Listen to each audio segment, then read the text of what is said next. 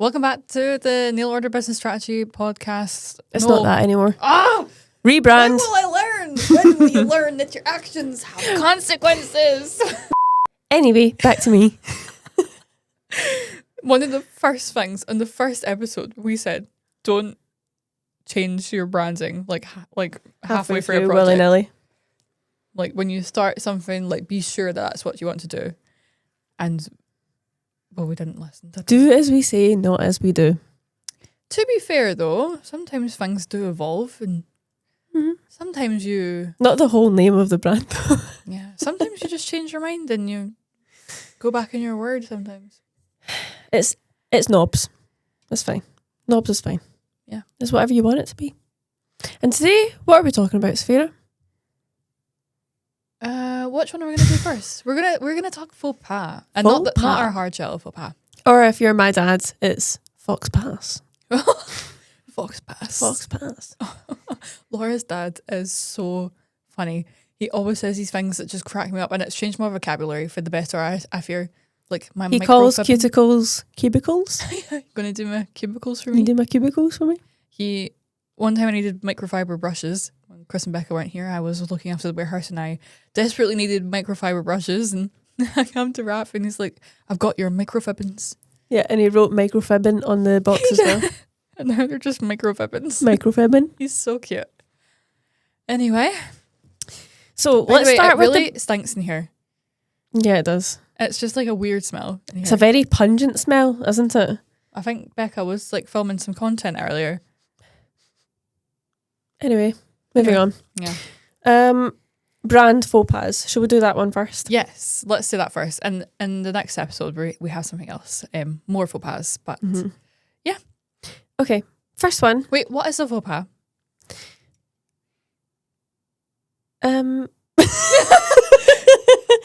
How do you explain it? Like, Let me get the English dictionary and you give me your explanation. okay, something you do that is like distasteful. Is maybe how I would describe it best. Yeah, I would say distasteful or maybe not in your best interest. But you think it is. Yeah. Like This you think is, it's a great thing that you've done, but it's like actually Yeah. not good. Not good. The dictionary says an embarrassing or tactless act or remark in a social situation, but it literally means a false step in French. Description of what you do when you make a faux pas is a matter of stepping in the wrong direction, saying exactly the wrong thing. Yeah, a false step. I didn't know Exactly. that. A false step. Yeah. Well, we're here to Step in the talk wrong about direction. when brands take a step in the wrong direction. And I'm sure there's been many faux pas that we've had in the past, but we've learned, and we're here to judge others now. I made a faux pas. I'll make an admission. Okay, what's yours? But only if you make an admission after of a faux pas. Okay. Okay. Wait, I need to think of something I've done that's a step in the wrong direction. You go first. Okay, so I just started off doing affiliate on TikTok and I was trying very, very hard to make everything perfect. So I had like my perfect little message to send to my creators and I accidentally did a copy and paste message to one of my creators with the wrong name. The worst.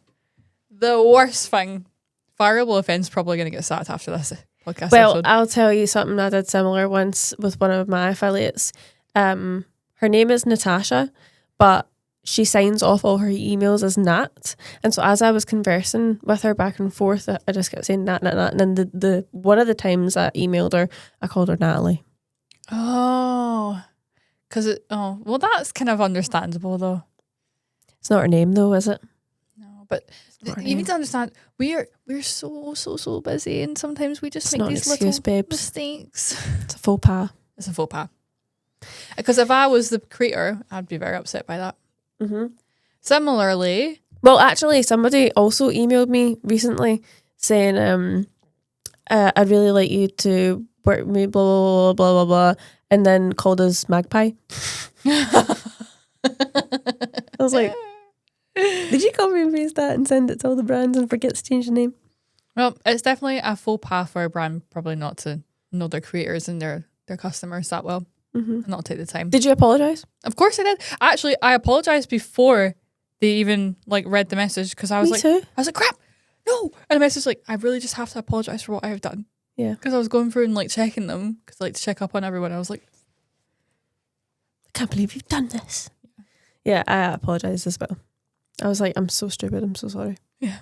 Anyway, forgive us. Okay, we've dug ourselves out, so now let's dig other people out. No, I'm not digging anyone else out. They can dig themselves out.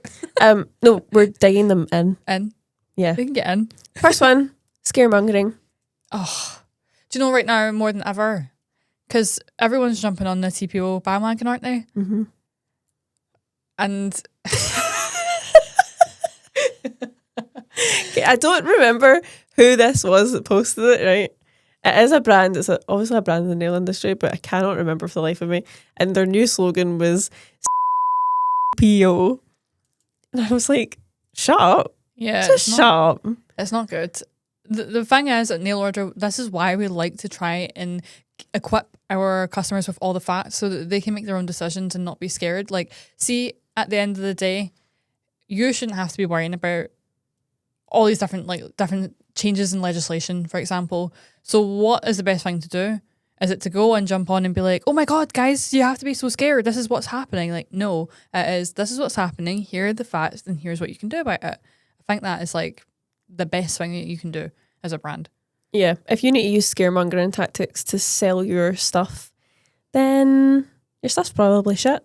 That would be my guess. Burn. No one wants to buy it, so you're having to scare them into buying it. Yeah, it should never be the case with anything. Mm. I mean, think about a couple of years ago when everyone was really, really worried about allergens. Yeah. It's the same thing, Allergens are always going to be in nail products. unfortunately. You can take the main ones out, but it doesn't mean that you'll never develop an allergy to it. Yeah, I think it's... That's a big scaremongering thing as well. People saying that, oh, my product doesn't have this X, Y, and Z allergen in it, so therefore it is completely safe to use. I know. Wrong. That's why we've gone with -4. Mm-hmm. Because saying something like hypoallergenic suggests that there is an element of safety Yeah. by using those products, that you're not going to get any sort of like allergic reaction or risk or anything like that, but it's just not true. Yeah. It's just simply not true. And like that messaging is important. I think it is really important. I mean, still, even though we've changed to -4, I do get people messaging us saying, are these products hypoallergenic and safe to use? So I do think that Somewhere that message is still going around. yeah, it's still going people think around, but I kind of worry that brands are not really correcting people. They probably Like, yeah, are. our products are safe. Yeah, and so just use whatever. It's fine. It's Although it's I hypoallergenic. can't say that I know that for sure because I don't know, but it suggests to me that somewhere that is happening still. Hopefully not. Mm-hmm. And on that note, one of my other points as well. This is a very, very controversial. Oh, do you know what we should have done? Sorry to get off topic. We should have just done like a massive shrine to gooey dates. Oh my God. We should do that for the next one. Get away, leading ladies. Only gooey dates is the only product we sell here at Nail Order. GD. Are you good for the GD? That's my new slogan. Sorry, back on topic. Yeah. So on that whole train of thought, I'm trying to be careful about what I'm saying because yeah, you don't want to make a faux pas. I don't want to make a faux pas.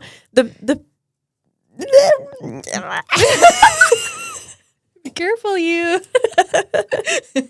Okay, the point I wrote here is bashing other brands and telling their customers not to buy from us.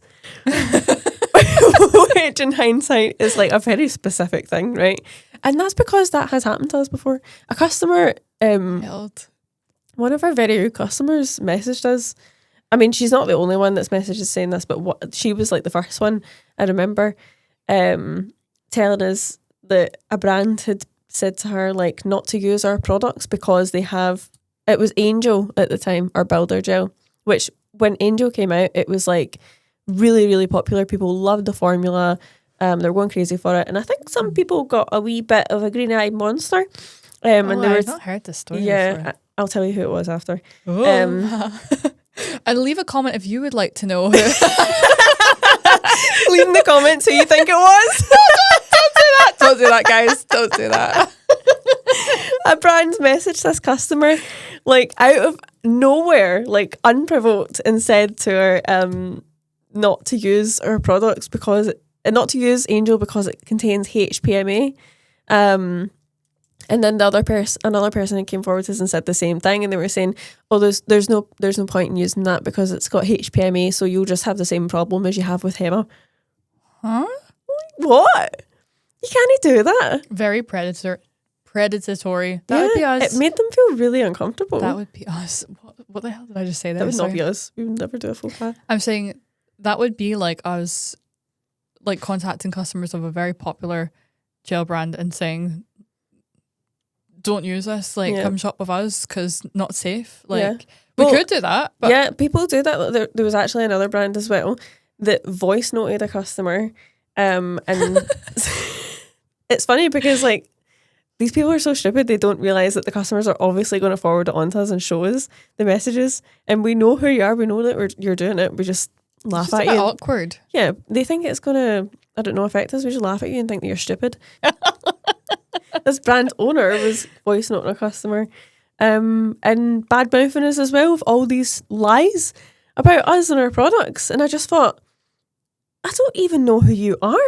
Never mind. I'm really sorry. This is really rude, but like, what brand owner has the bloody time to be messaging like customers like that with voice notes about that? I'll tell you what brand owner doesn't have the time to be doing that, Becca, because she's too busy formulating like new products, and she would never. Also, she would just never, as a person, but like she would just never even have the time to do that. No, the time that you spend doing that, you could be putting into your own brand and making it better.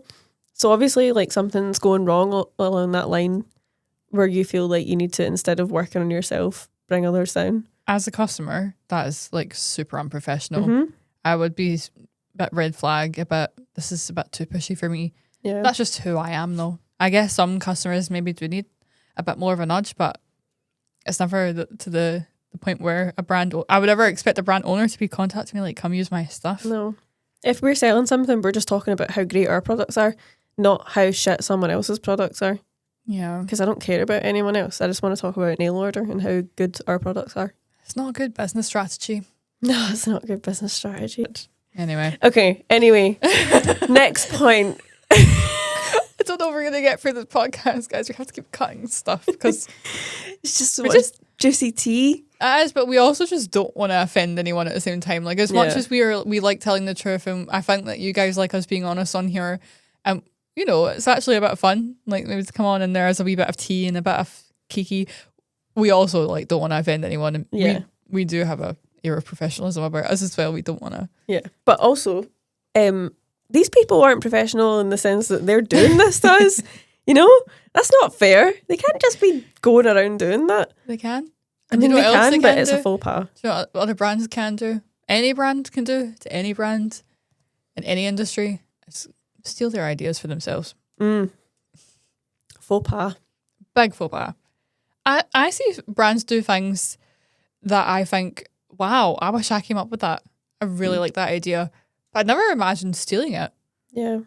No way. If you did take inspiration for like a product that a brand has, at least give them credit. Absolutely. We've done that before. Becca is like a big advocate for that as well, because even silly videos maybe that she makes on TikTok, if she gets an idea from someone, she'll like at them or mention them in the video. Yeah. I remember one of the videos she done, I can't remember when this was, but it was like Licenti had inspired her. Oh. Yeah. They're a competitor, but who cares? They inspired the video, so she's going to tell people that. Yeah. It's better than just stealing and not giving credit. Give credit where credit is due. Please. Another faux pas? Yes. Bad social media. Who has a bad social media? Tell me.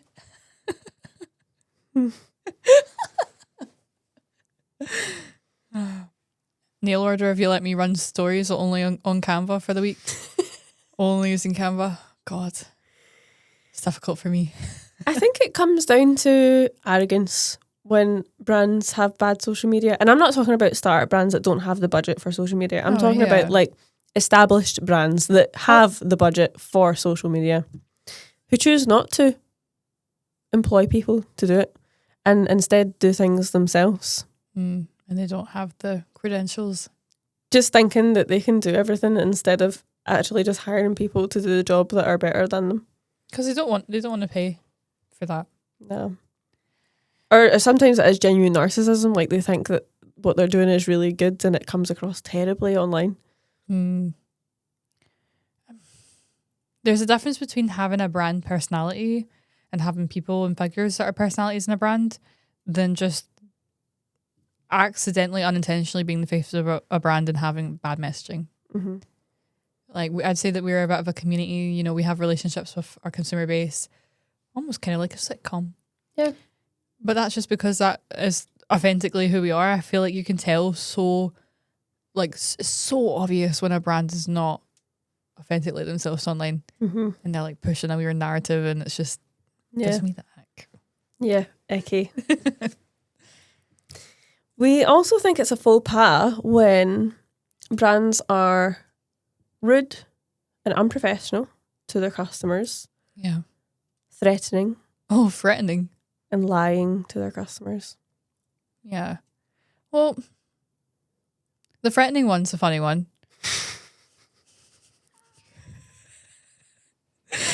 It's actually not funny though, because that was something that someone actually done, was like phoned up a customer and started shouting at them down the phone. It's just a customer told us that this brand owner did that to them, and I was just sitting there like, and you accepted that and you didn't like call the police? Like, that was crazy. I couldn't believe that.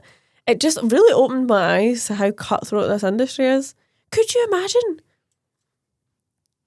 Could you imagine ever doing that to a customer? No. It was over something really stupid as well. Maybe at the Chippy. Yeah, maybe at the Chippy. Maybe back in my Chippy days, I would have actually called up a customer and started shouting at them. I'm just kidding. Even then, in that situation, I would never do that. You never would. You never ever would. Never. This person is psychotic. I need to know who these people are. I'll tell you after. But yeah, like just being rude, unprofessional. I see that a lot on social media, like, and the replies to comments. The replies. We are very much kill them with kindness. Some people aren't. To be fair with you, I don't think we ever get mean comments or anything like that. We do get people being like Karens and like unreasonable and stuff, to which we would kill them with kindness. Yeah. And there will be sometimes there's a line that people can cross, and then you have to respond a bit more like blunt. But like you're never going to be rude and nasty and name calling. Which when you see brands name calling their customers in public, you're like, oh my God, that's really off putting. Like, I would immediately not want to buy from you anymore, even if the person was being rude. It would just make me feel a bit icky. Yeah. The other one you said, lying, is I just don't understand. I mean, I do understand why it's to make money, but it's other brands, and not even necessarily like in the nail industry. Like, I see it with other people that, like, even people that we follow, that their marketing tactic is just to lie. Yeah. But some people are so blind to it though. I don't understand. And they believe it, which is the sad part. That's how a lot of them make their money, because they see this and just take it as truth, because they must see brands like us that are so transparent and honest and forthcoming, and just assume that everyone else is doing the same, but not realising there's a lot of brands out there that are simply just lying to you. Yeah, it's brands that, you know, maybe, I don't know how in depth to go, but just maybe always have like a specific sale on. Okay, here's an example. A brand, this is again something a customer has came to us and told us, right? So I know this for a fact. A brand has told a customer before, when they reported an allergic reaction to one of their products, said, don't worry, you can't take a reaction to this gel because it's HEMA-free. What? That's a lie. What? And they believed it. Yeah, obviously you would, because we're the professionals. Mm-hmm. That is so like sickly worrying. Yeah, I hear a lot of strange stuff like this.